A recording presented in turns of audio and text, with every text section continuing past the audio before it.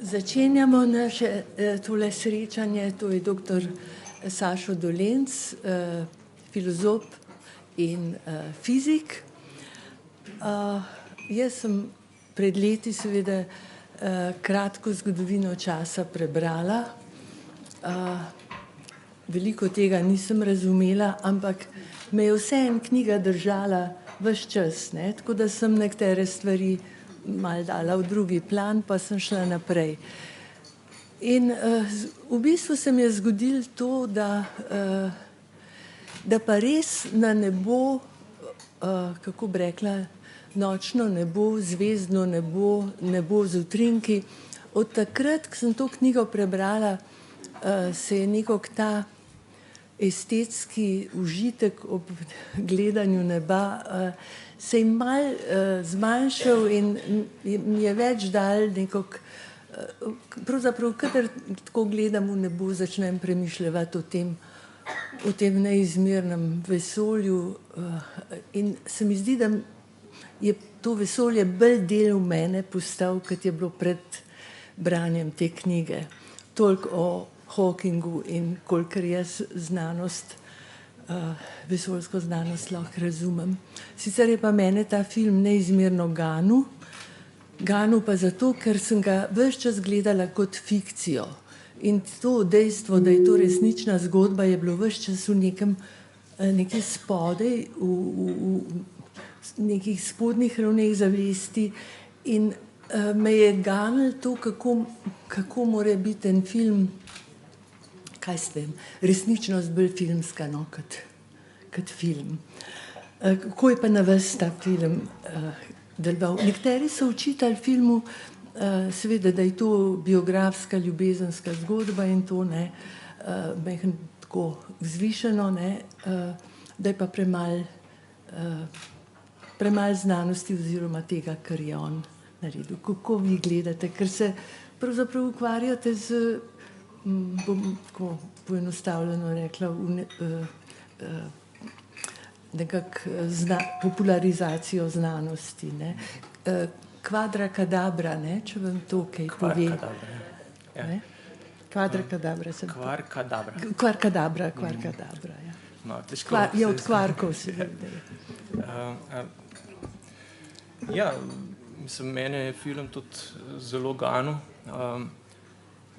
Je res, da je v ospredju ljubezenska zgodba, ampak vseeno je ta vidik znanstvenika, nekoga, ki ima neke take prebojne ideje, tisto, kar je tudi v tej njegovi osebni zgodbi bilo pomembno, da ga je nekako porivalo naprej, da je premagal vse te ovire in še zmeraj nekako v nasprotju z vsemi pravili te bolezni, ne, ki jo ima hude, še kar vztraja in objavlja stvari. Tako da se mi zdi, da je film res dober, no, da predstavi tisto, kar je pomembno v tej njegovi zgodbi.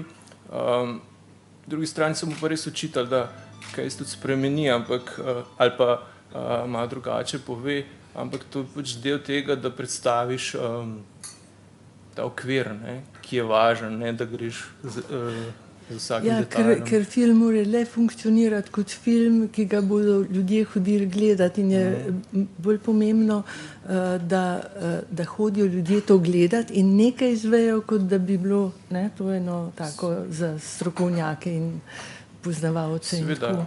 No, mislim, se je fascinantna že cela njegova zgodba s tem, da je s to knjigo kratko zgodovina časa uspel toliko ljudi navdušiti, ne, da so sploh se začeli zanimati za vesolje. Glavno vprašanje, kako lahko sploh neko knjigo v znanosti prodaš v 10 milijonih izvodov. Mislim, da na koncu filma je pisalo, ne, da so prodali v taki veliki številki. To je res pač neko vprašanje, ki bi ga mogoče zdajle morali malo se dotakniti, no. Moje mišljenje je, da je on ponudil prav to, kar ste vi na začetku povedali, nek način, kako lahko sploh danes mislimo vesolje oziroma celoto vsega, kar je. Ne. Predtem, če se vrnemo malo nazaj v zgodovino, v srednjem veku je bilo dokaj jasno, kako si predstavljati vse, kar obstaja. Ne. Potem z napredkom znanosti je pa prišlo do določenih težav, ker naenkrat je bil prostor neskončen, čas neskončen. To so neke stvari, ki se jih ne da predstavljati. Ne.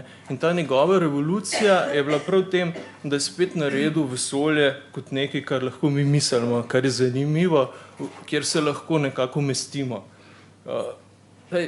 Znanstveniki bi rekli, da je to spet nek bolj občutek, ki ga dobimo, ne, ko beremo te njegove knjige, ki so lepo potem bile tudi ilustrirane, pa imaš napihajoče se balone, pa si predstavljaš, da pa razumem, ne, kako galaksije potujejo ena zraven druge. Ampak prav ta občutek je bil po moje tisto, kar je gnalo to, da so ljudje pač se začeli spet zanimati za kozmologijo in vesolje in v končni fazi, da so tudi v 10 milijonih izvodov kupili to njegovo knjigo. Ne.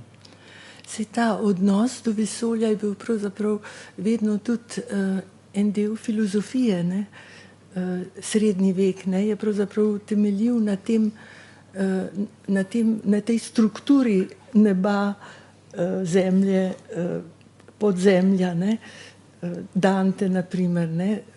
To je, in zato se je tudi najbrž se vsaka oblast, ne, tako zelo kako bi rekla, branila tega znanja in vedenja, ne, so se grozne stvari dogajale odkriteljem, ne.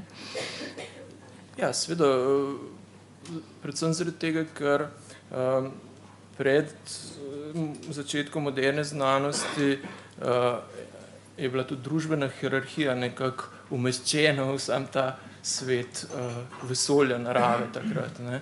In če si spremenil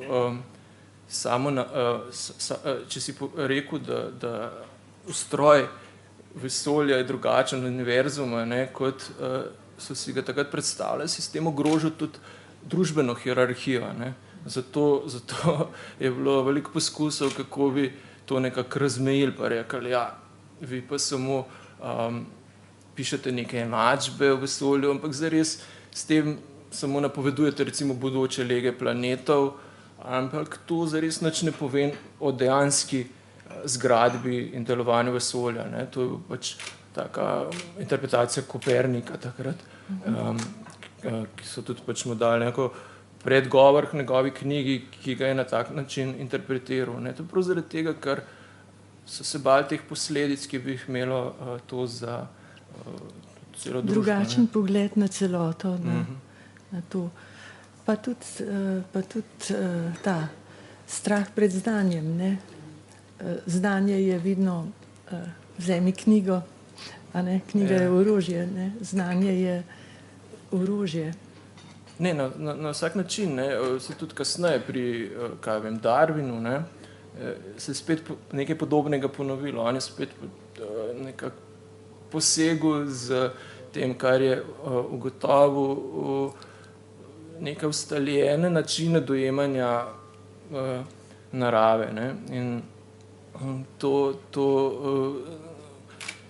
ruši tudi tisto intuitivno, kako svet dojemamo, ne, in to ima vpliv na družbo, ne. Ne moramo tega zanikati.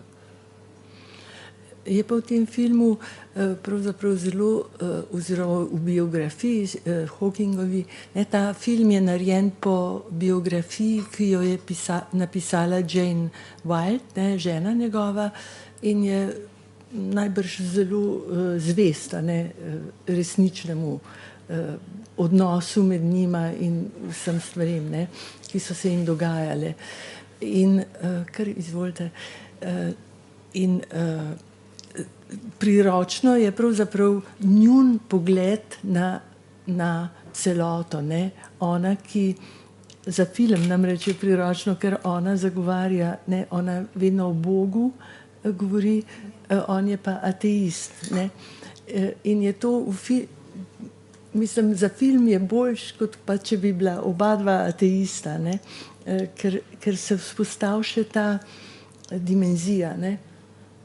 Ja, na vsak način. Saj v enem od komentarjev filma je žena rekla, tega mislim, da ni v filmu, da je bil njen da ga je morala večkrat opomniti, da ni Bog, ko je toliko zaslovel.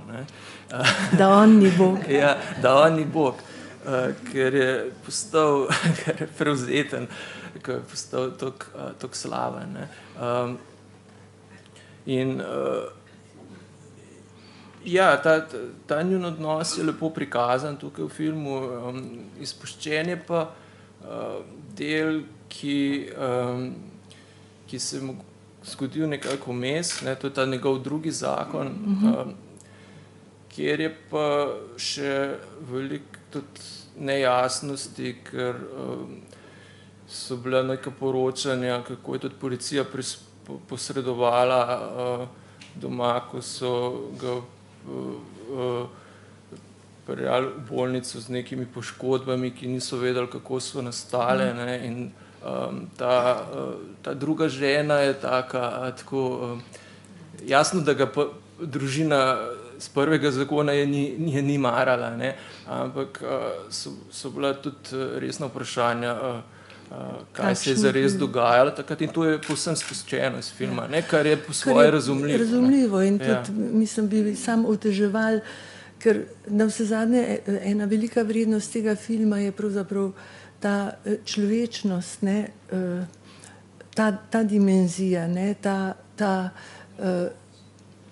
namreč, če je tisto, kar je najbolj globoko človeškega, je potem za scenarij, pa za dramaturgijo, pa tako naprej, odveč ene elemente, tudi če so resnični, vključevati, ker odpeljejo stran od osnovne misli.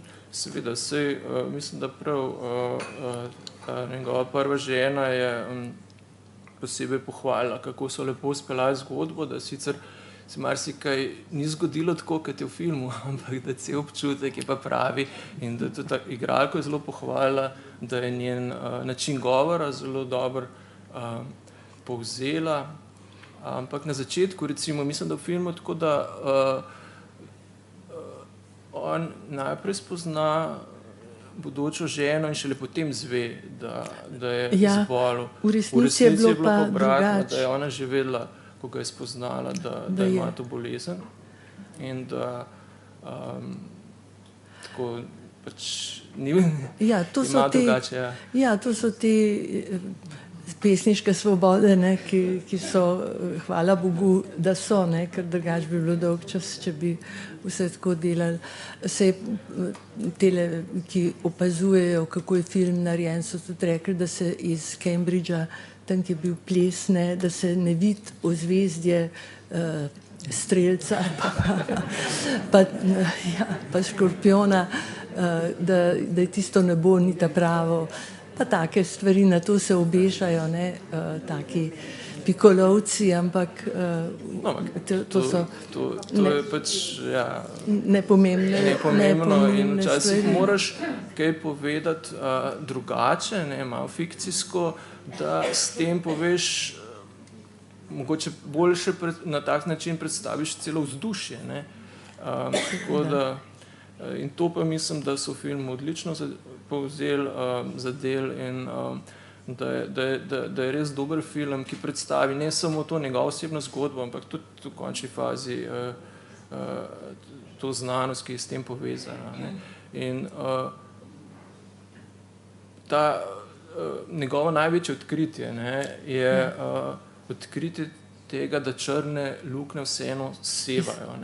Črne luknje po definiciji nekaj, iz česar nič ne more pobegati. Ko pride karkoli, tudi svetloba, enkrat onkraj tega horizonta dogodkov, kot se reče, ne more več ven. Gravitacija je toliko velika, da se vse nazaj noter vrača. Ampak on je pa pokazal, da pa v določenih primerih pa vseeno lahko črne luknje tudi sevajo. In to je matematično dokazal? Ja, mislim, teorijo si spomnil, kako kvantno mehaniko in teorijo gravitacije skupaj spravil in na ta način pokazal, da če, tako preprosto rečeno, če delec in antidelec nastaneta nekje tam pri robu in antidelec pade noter v črno luknjo, potem izseva delec in na ta način črna luknja hlapi. Ne. Sicer zelo počasi, ampak lahko seva. Ne. In zdaj to je ta njegova veliko odkritje, ki je tudi v filmu predstavljeno in ki se imenuje Hawkingova radiacija, ne, črnih lukenj. In tukaj je neka paralela z njegovo osebno zgodbo, ne, ker te pacienti z ALS, to mišično boleznijo nevronov, ja, mišičnih, imajo zelo slabo prognozo, ne, nekaj let, potem pa ja, tukaj je bila 2 leti prognoza. 2 leti prognoza, ja, s tem, da bi možgani seveda ostali ne. Ampak najhujš se mi je zdelo to, ki je zdravnik rekel, vi boste lahko razmišljali, ampak ne boste mogli nikomur tega posredovati. Ne. Točno to. In tukaj je neka taka, kako bi rekel, analogija s to njegovo teorijo črnih luknjah. Črna luknja je tudi nekaj, ki se sede samo vas in nič ne more več ven. Ne. Tako kot pri tej bolezni se pacient lahko ostane ujet v svojem lastnem telesu. Ne. In njegova velika teorija je, da črne luknje lahko tudi sevajo. Ne. Da ni nemogoče. Isto, kar je sam dokazal s tem svojo zgodbo, da mislim, da je zdaj najdlje živeči pacient s to boleznijo. Mislim, da je dobil pri 22 letih, ne, diagnozo, zdaj pa že 72. Ne. Tako da tako cel film ne ima to upanje, ne. Saj on tudi to govori, ampak to upanje ne je tako nekaj strašno pomembnega. Mogoče se zdaj še bolj tega zavedamo, ker so časi, ki nekako to dušijo, to upanje. Vsak dan te bombardirajo ene stvari, da misliš, da ni več upanja, ne. In se mi zdi to tako pomembno in Hawking kot Hawking, no in tudi film, da to lepo prikaže. Mimogrede, glas v filmu je njegov, je ta originalni glas, ker ga nekako niso mogli sintetizirati na enak način, da bi ravno tako zvenel kot njegov, in je potem on sam ponudil. Je zelo sodeloval, tudi igralec Eddie Redmayne je seveda se veliko z njim dobival in srečeval in je rekel, da takega sevanja, no, efervescenco je on uporabil besedo, da takega sevanja v očeh pač ne vidi v vsakdanjem življenju pogosto. No, si to tudi v filmu, mislim, da zelo dobro tudi sam predstavil.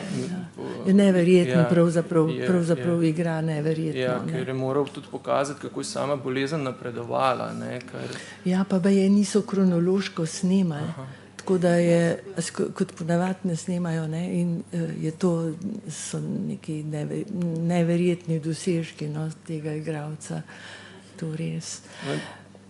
To si, ja, pardon, no, povejte.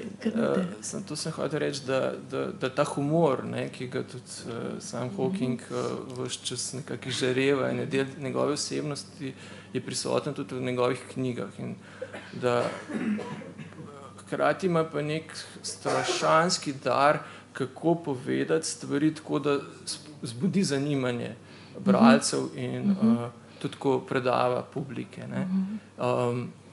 Je ravno prav provokativen, daje izjave, ki malo te zbegajo, ampak potem ponudi neke rešitve in to je tisto, za kar so poleg vsega drugega, ne, tudi te njegove knjige toliko uspešne, ne, ker kaj vem, v eni od zadnjih je zapisal, da je filozofija mrtva, ne, da je prevzela to področje zdaj znanost. In to jasno sprožilo debate, ne, in ja, seveda, ne, in zna sprovocirati javnost in hkrati tudi držati v neki napetosti, tako da je res mojster tako znanosti kot govorjenja o znanosti v širši javnosti, ne. Ko ste prej o teh črnih luknjah govorili, pa o tem, ne, da pravzaprav hlapijo, kakšno posledico ima to hlapenje črnih lukenj? To je zaenkrat je tudi teorija, ne. Ja.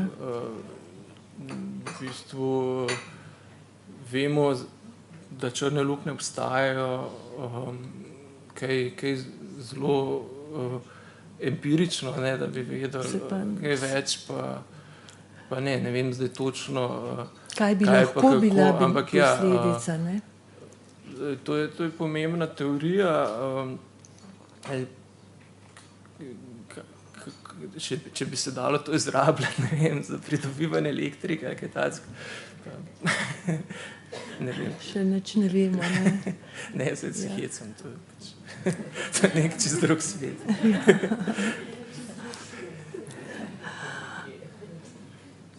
Kakšno vprašanje v zvezi z vesoljem, pa širjenjem vesolja, pa temna snov, mene temna snov, ne, popisno me to intrigira.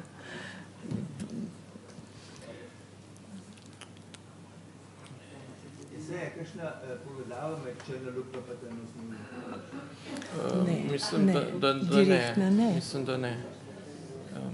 To je, ko preučujejo, zdaj lahko tudi sateliti zbirajo svetlobo, ki prihaja povsod iz vesolja in jo analizirajo. In tudi tisto svetlobo, ki prihaja zelo iz začetkov vesolja, ne.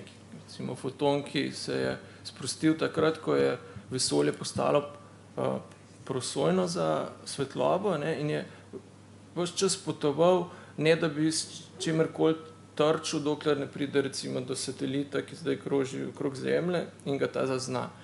In to svetlobo astronomi zbirajo in na ta način lahko dobijo zelo natančne podatke, kakšno je bilo vesolje recimo 300 000 let po velikem poku, ne. Da zavrtijo nazaj film, ne? Ja, direktno vidijo, ne. Ja. Ampak treba zelo natančno to zbirati.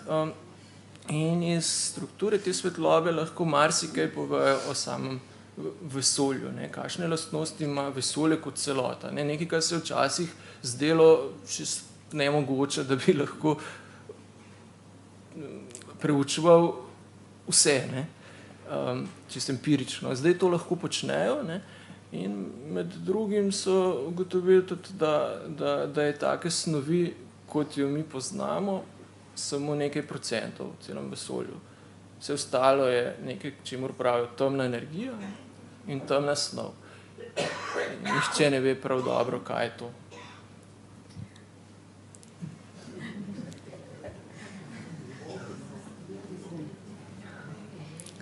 Prosim. Pravijo, da vesolje še raste, ne? Ja, celo pospešeno. Kako je bilo pa na začetku? Koliko je bilo to veliko? Mislim? To je bilo menda zelo majhno. Ne, menda je zavzel zelo majhen prostor, ne vem, 2 kubična metra ali kako, in potem je iz tega... Ja, vse skupaj je bilo zelo majhno, sigurno, ne, ampak zdaj v bistvu mi ne vemo točno, kakšna fizika je veljala takrat, ko je bilo to vse zelo majhno. Ker mi znamo s temi zakoni, ki veljajo zdaj, če nazaj zračunamo, kako je bilo priti do nekih razmer zelo, zelo blizu začetka, čist kaj je bilo na začetku, pa ne vemo zato, ker te zakoni, ki jih zdaj poznamo, nekako tam ne delujejo, ne. Ja, a je možno recimo, da je pravimo črna luknja, ne, ko se usiha, a ne, potem na koncu pa gosti nastane pok. In vesolje je nastalo iz poka, ne, in menda je to, vibracije so te zelo nizke. A je pred tistim pokom si lahko boš recimo še kakšno vesolje, ne? Ja, teh teorij je veliko. Teoretično je možno, ne? Seveda, ja. Je. Zdaj, tukaj pač je veliko teorij, ne, in vprašanje je, kako lahko zdaj mi sploh med temi teorijami, a imamo kakšne možnosti, kako bi empirično rekli, katera je možna, katera ne, ne? Recimo, to vesolje, ki se je enkrat začelo, ne, to se je širilo, do danes in še naprej se bo, a je možno, da tista, kot recimo hitrost svetlobe je hitrejša od hitrosti zvoka, in a je možno zaradi teh razlik, da tisti pok recimo šele kasneje zaznamo, da šele prihaja.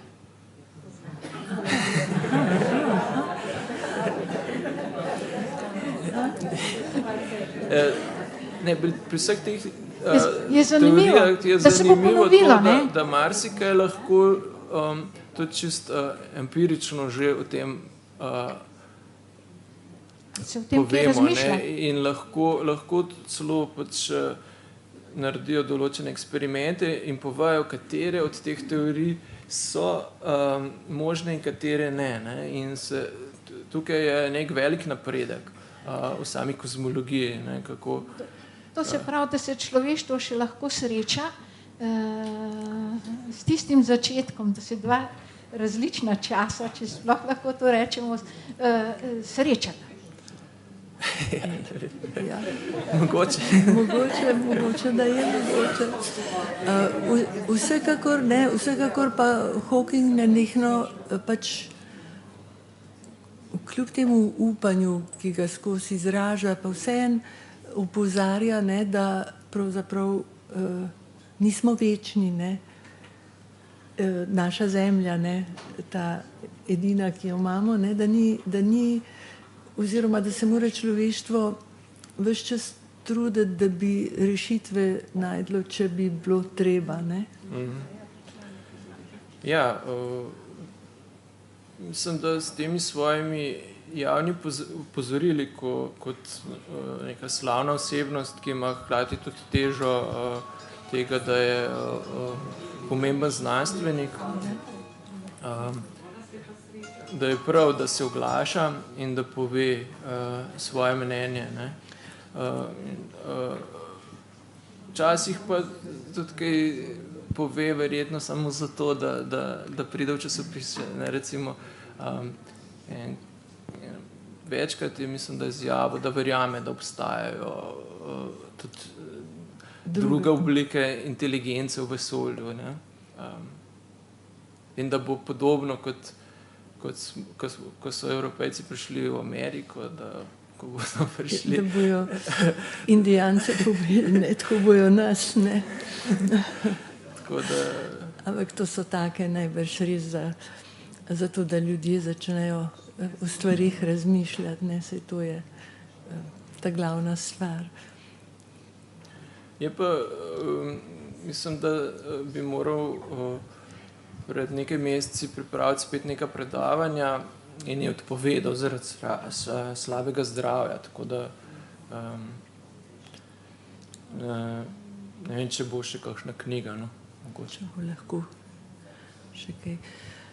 Ja, neverjetno, da pravzaprav tako kot on živi, da kako bi rekla, da ima toliko časa, ne, da lahko stvari doreče, ne, domisli. To je čist fenomen, ne, neverjetno. 50 let. Ja, približno. Mene zanima vaše mnenje o tem, kdo smo, odkud prihajamo in kam gremo. Hvala. Tega se pa veselim.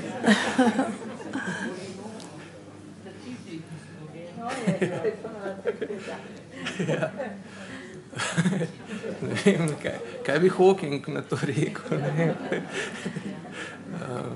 A je kdaj omenil kaj takega filmov? Ne? Je? Ja? Kaj bi rekel? Razmišljujoči primati. Aha, Ja. no. V redu.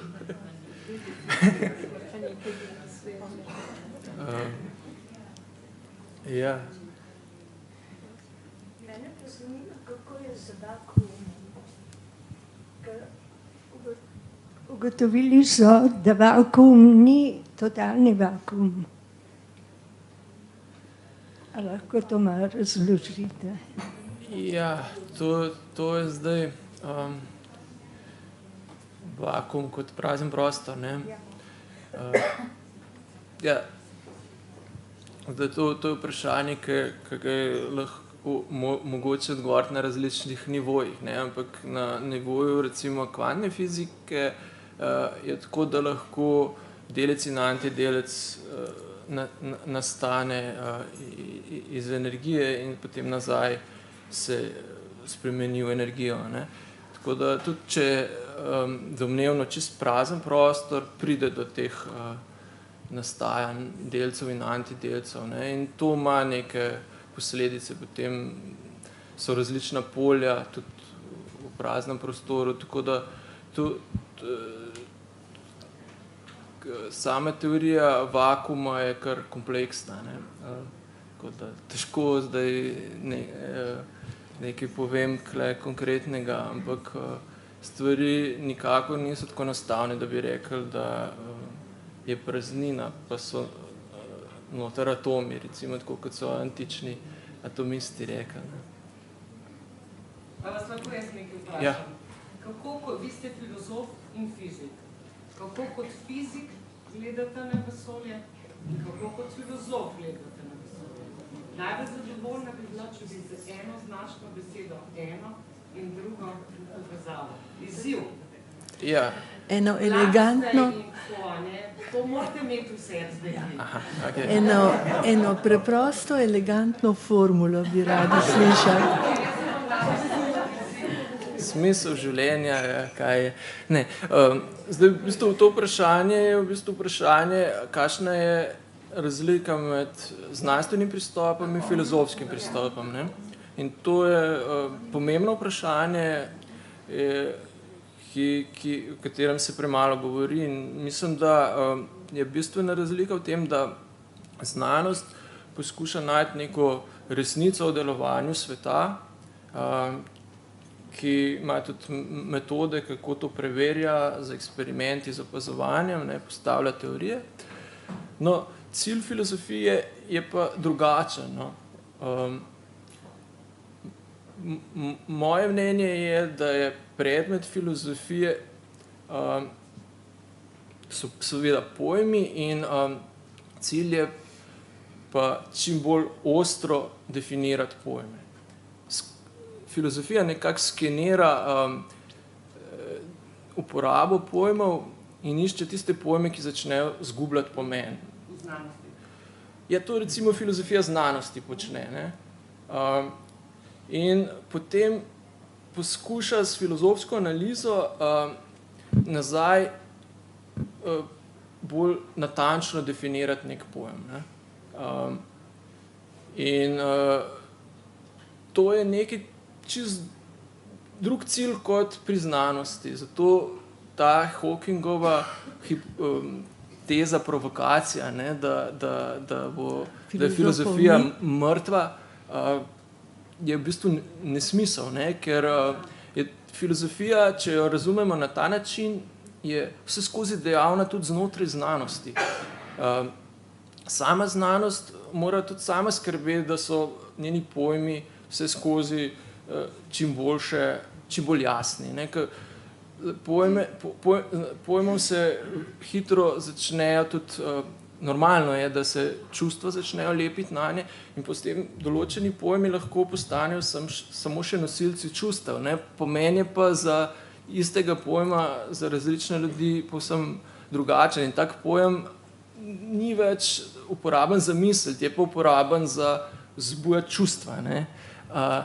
In tudi sam pojem znanosti ali pa realnosti ali pa vesolje, pa vse ti veliki pojmi ponavadi v znanosti ali pa čas, ne, v sami znanosti lahko včasih začnejo zgubljati neko jasno definicijo, ne. Einstein je bil recimo, je to svojo veliko revolucijo v začetku 20. stoletja zgradil prav na tem, da je čas spet bolj ostro definiral. On je rekel, čas je tisto, kar kažejo ure, ne, čas znotraj fizike. In na podlagi te definicije, ki je odstranila, tako, kako bi rekel, ogromno neke razprave o času, ki je potekala takrat in prejšnja desetletja in stoletja, to mu je omogočilo, da je naredil neko veliko revolucijo v znanosti, ne. Ampak zmeraj se moramo pa zavedati, da taka definicija, recimo konkretno v primeru časa, je imela pomen za fiziko, ne, za znanost. Ne moramo pa reči, da neka drugačna definicija ne bi delovala v nekem drugem kontekstu, ne. Ni zdaj to, kako bi rekel, Če bi filozof opredelil čas, na primer, ne? Ja, saj to je bila neka velika debata, ki ste jo imela s takrat najbolj slavnim filozofom v začetku 20. stoletja, to je bil Henri Bergson, francoski filozof, ne, velik strokovnjak za čas. Leta 22 sta se srečala v Parizu, takrat je bil Einstein še zelo tako mlada zvezda znanosti, ne, in so ga povabili v Pariz, da tam predstavi svojo teorijo relativnosti in hkrati so organizirali tudi srečanje s filozofi. In tam je prišlo do njune debate. In Einstein je takrat izjavil, da šokiruje nekak filozofe, je rekel, da čas filozofov ne obstaja. Da obstaja samo psihološki čas in fizikalni čas. Psihološki čas je mislil tako, kako mi doživljamo čas, ne, da nam teče hitreje, ko nam je, ja, pa bolj počas, pa fizikalni čas, tako kot ga on definiral, ne. Vse ostalo je pa nesmisel. In ta njegova izjava je imela kar velik odmev in je v končni fazi potem povzročila, da tudi potem filozofi so se na to odzvali, so začeli nekako razpravo o tem, ampak takrat je bila filozofija mogoče še v javnosti tako, da zna povedati nekaj velikega o svetu, o življenju in vsem. Potem je pa začela znanost nekako privzemati to funkcijo, ne. Pa tudi umetnost. Zdaj, ker ste te letnice omenili, pravzaprav takrat enkrat je Thomas Mann, ne, pisal Čarobno goro in tam je proti koncu ena dolga pasaža, nekaj strani o času, ne, o minevanju časov, o psihološkem pravzaprav pa čustvenem seveda, ja. No, seveda, si ne mi napačno razumeti, jaz ne pravim, da je imel Einstein prav, ne, takrat, ko je rekel, da čas filozofov ne obstaja. Saj sploh ne, ampak hočem reči, da kako so neke teme, ne, v neki dobi aktualne, ne, in verjetno je prav ta Einsteinov in Bergsonov disputa, ne, tudi Mana, ki je bil pač tako zelo vpet v intelektualno življenje Evrope, ne, ga je najbrž spodbudil, da je to, tako si zdaj, tako hočemo stvari za nazaj urediti, ne, ker za trenutek, ta trenutek jih v bistvu ne znamo. Ja, še kakšno vprašanje? Aha. Zdaj, pred leti, naprimer 2 leti nazaj, kdaj so v tem trkalniku, ne, v CERN-u odkrili ta božji delec, ne, Higgsov bozon, ne, kaj že. Kakšno vlogo ima to odkritje zdaj v tem pojasnevanju nastanka vesolja in vsega, o čemer se danes pogovarjamo? Ker tako zanimivo zgleda, ne, nekje, mislim, da v Svetem pismu piše, ne, da bila je svetloba, ne, in tema jo ni sprejela. Ne, tako da morda na to temo kakšno razmišljanje filozofsko. Ja, to Higgsov bozon je bil še eden od delcev, ki so jih napovedali in jih je bila teorija v bistvu, ja, teorija ga je napovedovala, niso vedeli točno, pri kateri energiji ga bodo odkrili, ampak če ga ne bi odkrili, bi pri določenih energijah bi imelo to neke posledice.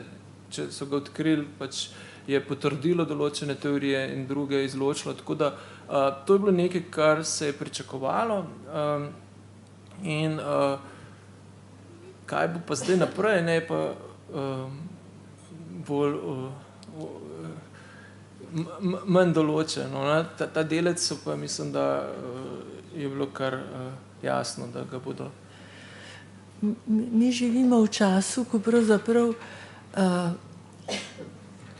v te mikrostrukture nekako paralelno prodiramo kot v ta del, v strukturo vesolja, ne. Tako da se mi zdi, da kot bi se, ampak globje, ko prodiramo, imamo občutek večja vprašanja se postavljajo. Ali v vesolje, ali v molekulo, no, ali v delce, v kvarke. Ja, vprašanja so več ali manj skozi zanimiva, ne. Da je mogoče tisto, kar je fascinantno, je, da lahko veliko vemo, tako kot sem prej razlagal, ne, o vesolju kot celoti danes, ne. To je nekaj, kar je samo po sebi fascinantno, ne. Ampak to vemo tako, da pač izmerimo, ne da imamo teorijo.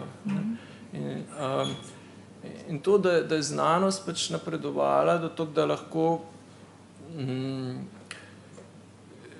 področja, ki so se mogoče zdela nekoč, da ne more do njih nekako, da jih ne more zgrabiti, ne, da je prišlo to nekako domeno znanosti, so fascinantne stvari same po sebi. No. Da se lahko znanost s temi stvarmi ukvarja, ne. Ja. Tisto, kar je včasih pojem Boga, ne, pravzaprav pokrival, ne. Ja, seveda, to je bila pač neka domena, za katero so mislili, da pač ni v domeni znanosti. No. Zdaj pa je, ne mislim Boga, ampak vesolje, ne. Ali pa človeški možgani, tudi tukaj znanost blazno napreduje, ne, in zna marsikaj že pojasniti, kar je bilo še nekaj desetletij nazaj mogoče nepredstavljivo. Kako dobivamo vse te komande, ne, kako potekajo, kako je, ne, tudi recimo možgani Stephena Hawkinga, ne, so v bistvu prizadeti v enem delu strašno, ne, ker je ravno tam je ta komunikacija prekinjena, ne, v mišice. Mislim, da je tako, ja, tako, pri tej bolezni. Ja, pri tej bolezni, ne. In vendar, da je ob tej prizadetosti je ves drugi del možganov tako čudovit. Ja.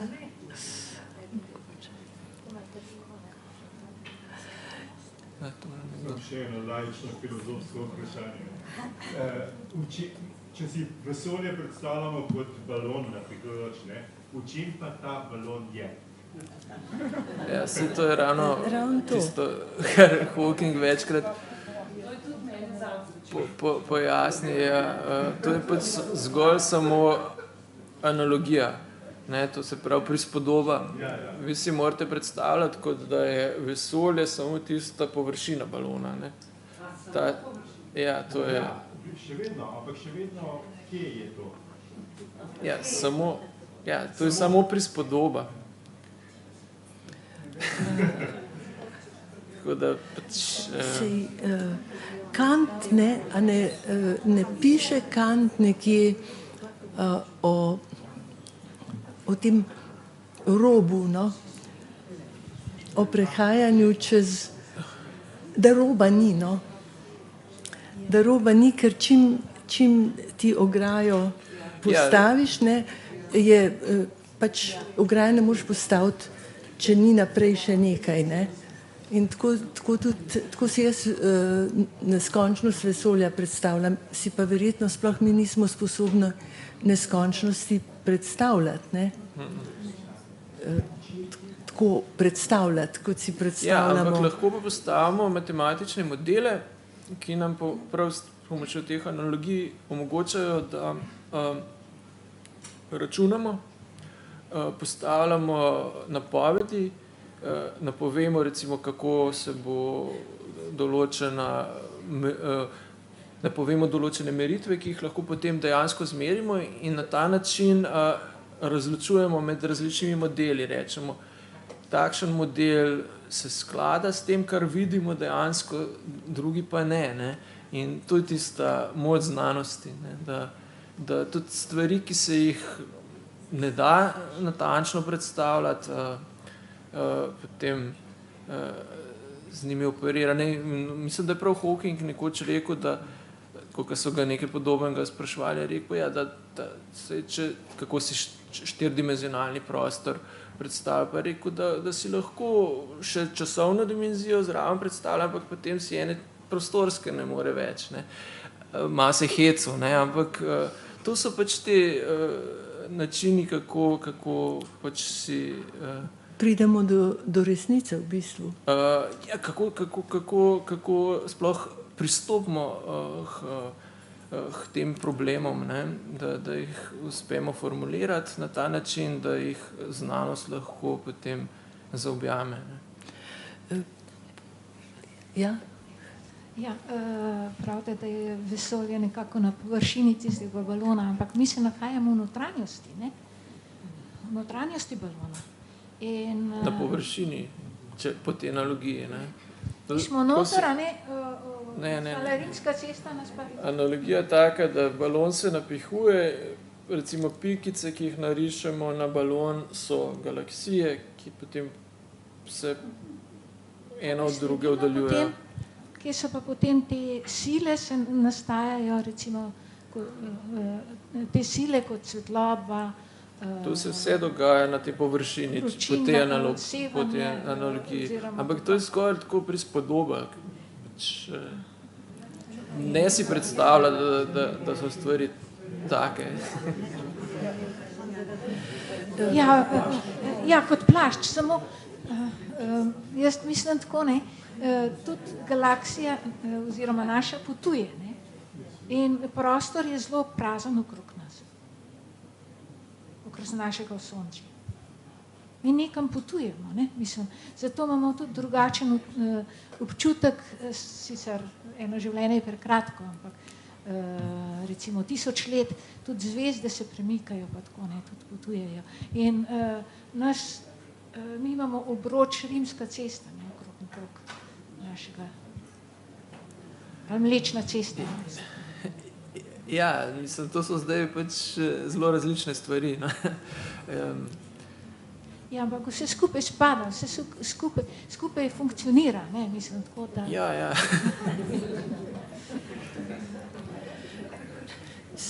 Sej je fascinantno je to recimo naše osončje, ne. Ravno kar smo prebrali, ne, da verjetno, ali je pa že celo potrjeno, so še en planet, ne, odkrili. Pred pred nekaj dnevi sem jaz to v Delu prebrala, ne, ampak da še ni čist potrjeno. Me je presenetilo, ker sem jaz kar mislila, da tole bi pa že morali vedeti, ne, vsaj število planetov, ne. Tako, niso ga še videli, ja, ja, no, ampak to nam daje zamisliti, kaj še vse, ne, česa vsega še ne vemo, no, česa vsega še ne poznamo, ampak znanost je tukaj zato, da ustvari te poti, orodja, modele, no, da se do stvari lahko dokopljemo. Ja, prosim. Ja, jaz bi še rada nekaj vprašala, mogoče sem spregledala v filmu. Mene zanima, kako se je na ta njegova odkritja, se je in se še vedno odziva cerkev, konkretno anglikanska cerkev.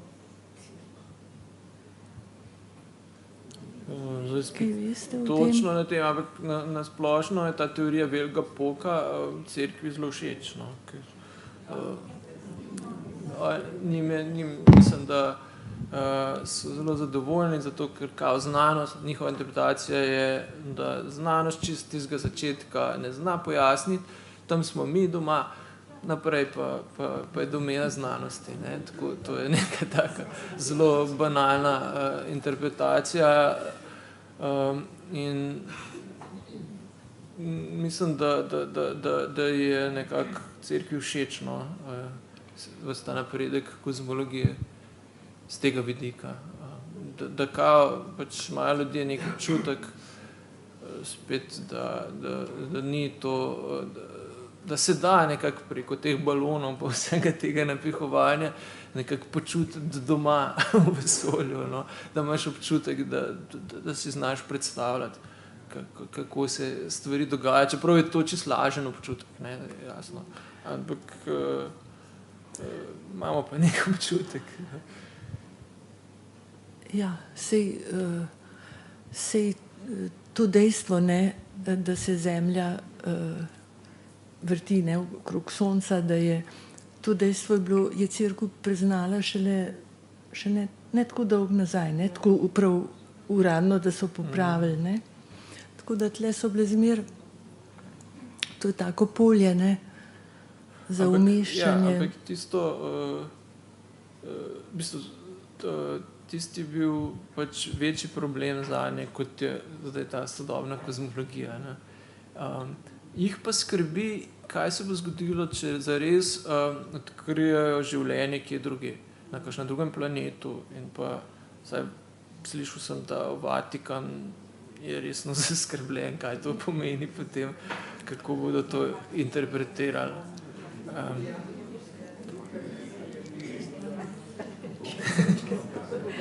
Ja, no, pravzaprav malo nas to vse skrbi, ne,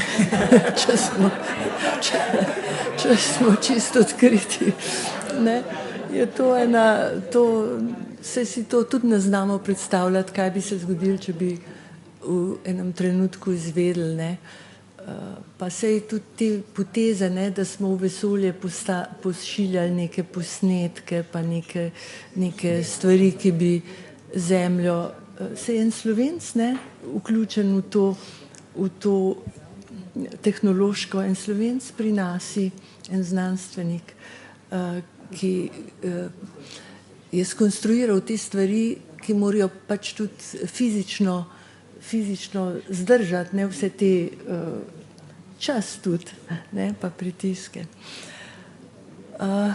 Ja, a je še kakšna misel o filmu taka, ali bomo film s sabo odnesli tle noter in našemu gostu hvala lepa za to potovanje v čas in prostor.